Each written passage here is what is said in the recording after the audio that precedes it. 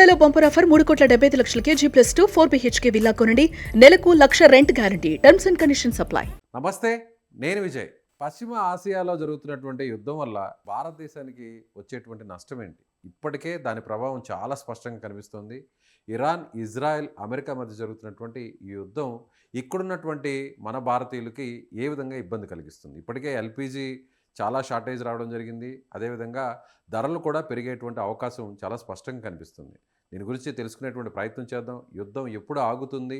ఆగేటువంటి పరిస్థితులు ఏమైనా కనిపిస్తున్నాయా? మనతో పాటు ఉన్నారు ఢిల్లీ నుంచి విశ్లేషకులు జీవీఆర్ శాస్త్రి గారు. సార్ నమస్తే.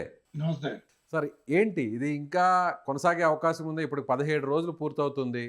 సో ఇక ఎన్ని రోజులు ఈ యుద్ధం కొనసాగే అవకాశం ఉంది? దీని ఇంపాక్ట్ మన ఇండియా మీద స్ట్రైట్గా ఎంతవరకు పడే అవకాశం ఉంటుంది? ఇదేం ఆట కాదండి, ఇది వారు. ఇది ఎవరు ఆపాలనుకున్న ఆగేది కాదు. ఆటలా చూసుకుంటున్నారు వాళ్ళు. అంటే ఈ గేమ్ ఎవరు ఆడుతున్నారంటారు? ఈ ఆటని మొత్తం అమెరికాని ఆట ఆడుతున్నట్టు. అంటే ఇప్పుడు ప్రతి వాళ్ళ చేతిలోనూ గ్లాసు నీళ్లు ఉంటాయండి, కింద పోయడం వరకే. ఒకసారి పోసిన తర్వాత ఇంకా అవి వెనక్కి తీసుకోవడానికి ఉండదు. ఎందుకంటే గల్ఫ్ ని టచ్ చేయడం, గల్ఫ్ ని టచ్ చేసిన తర్వాత గల్ఫ్ ఏ పరిస్థితికి వెళ్ళిపోతుంది, మొత్తం గల్ఫ్ అంతా సిరియా అయిపోతుందా, గల్ఫ్ అంతా ఎటువంటి సిరియా లాంటి భావస్వరూపాలన్నీ స్పష్టంగా కనబడతాయి. నేను ఇజ్రాయెల్లో కనబడుతున్నాయి. ఇజ్రాయెల్లో రోజు అటాక్ జరిగిపోతుంది. మొత్తం అక్కడ అన్ని వ్యవస్థలన్నీ కుప్పకూలిపోతున్నాయి. ఇరాన్లో కుప్పకూలిపోతున్నాయి.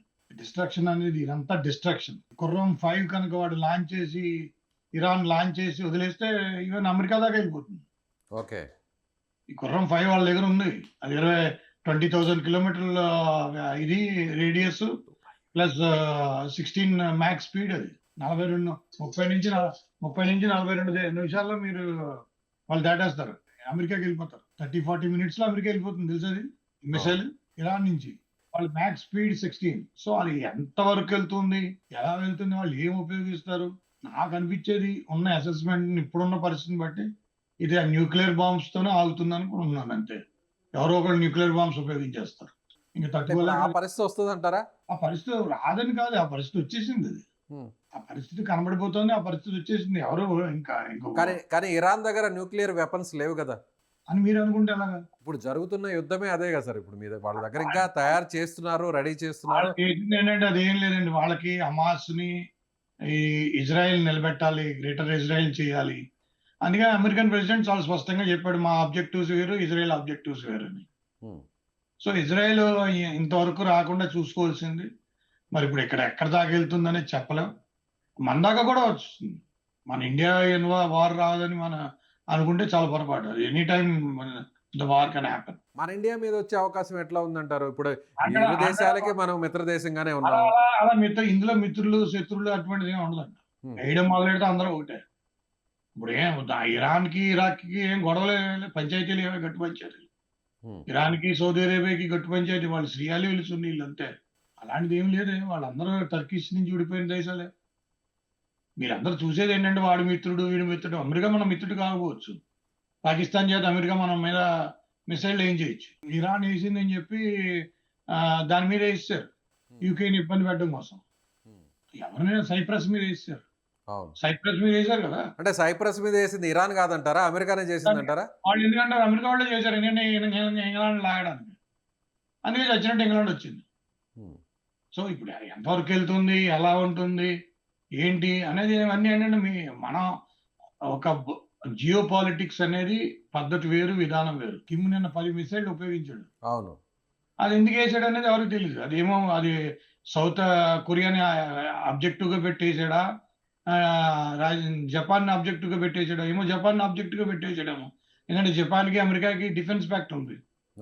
జపాన్ లో ఉన్న సైన్యం అంతా అమెరికన్ సైన్యమే. సో ఇప్పుడు జపాన్ కొట్టడానికి ఆయన ట్రై చేశాడంటే మళ్ళీ అమెరికా వాళ్ళు ఎక్కడి నుంచి బోయోమంటే అక్కడికి వెళ్ళాలి. సో చాలా ఇప్పుడు అమెరికా వాళ్ళు అక్కర్లేని యుద్ధం. ఏంటంటే అమెరికన్ బ్యాక్ ఎండ్ చూసుకోవాల్సింది ఏంటంటే అమెరికన్ ప్రజలు ఎంత సపోర్ట్ చేస్తున్నారండి.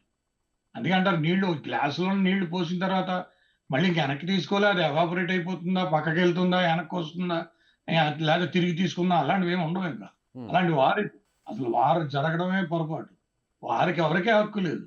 కానీ పోనీ ఈ వారికి కారణమైనటువంటి అమెరికాకి ఏమైనా ప్రయోజనం కలుగుతుందా? సో అమెరికాకి ఏమైనా యూజ్ ఉందంటారు ఈ వారం? అమెరికా ఆర్థిక 3 వారాలు రాశాను. ఆ 3 వారాలు అయిపోతే 21 రోజులు అయిపోతే అమెరికా చెప్పట్టు తిరుగుతుంది. $38 ట్రిలియన్ అప్పు, $3.6 ట్రిలియన్ వడ్డీ, $3 ట్రిలియన్ ఖర్చు. ఇప్పుడు దారుణమైన ఖర్చు అవుతుంది. వాళ్ళ 4 ఉన్నాయి. ఏంటి ఎయిర్‌క్రాఫ్ట్ కెరియర్స్. 4 ముంచేసాడంటే అయిపోయినట్టే. హ్మ్. కానీ ఏం జరుగు అబ్రహాం లింకన్ మీద ఎలాంటి అటాక్ జరగలేదు. చాలా స్ట్రాంగ్‌గా ఉంది. సో, మమ్మల్ని టచ్ చేసే పరిస్థితి లేదని అమెరికా కూడా ఖండించింది గదా! మరి ఇప్పుడు ఎలా ఉంటుందంటే మాటల యుద్ధం వేరు, వార్ వేరు. మనం వార్ అనాలిసిస్ చేస్తే మాటలు అనాలిసిస్ చేయకూడదు. మాటలు అనాలిసిస్ చేస్తే అదేంటంటే అమెరికన్ ట్రంప్ వార్‌లో లేడు. వార్‌లో ఉన్నోళ్ళు మాట్లాడితే బావుంటుంది. వాళ్ళ అబ్బాయిని పంపిస్తే అక్కడికి, హ్మ్. వాళ్ళ అబ్బాయిని అక్కడ మధ్యలో ఉండి ఇలా చెప్తే బావుంటుంది. హ్మ్. అంతేగాని ఏదో వైట్ హౌస్‌లో నుంచొని నా ఇష్టం వచ్చినట్టు మాట్లాడతానంటే దాని మీనింగ్ ఉండదు. 10 ఏళ్ళు మాట్లాడారు. 10 ఏళ్ళు ప్రెసిడెంట్లు అలా మాట్లాడుతూనే ఉన్నారు. ఆఫ్ఘనిస్తాన్‌లో బిన్ లాడెన్ ఉన్నాడు, బిన్ లాడెన్ ఉన్నాడు అన్నారు.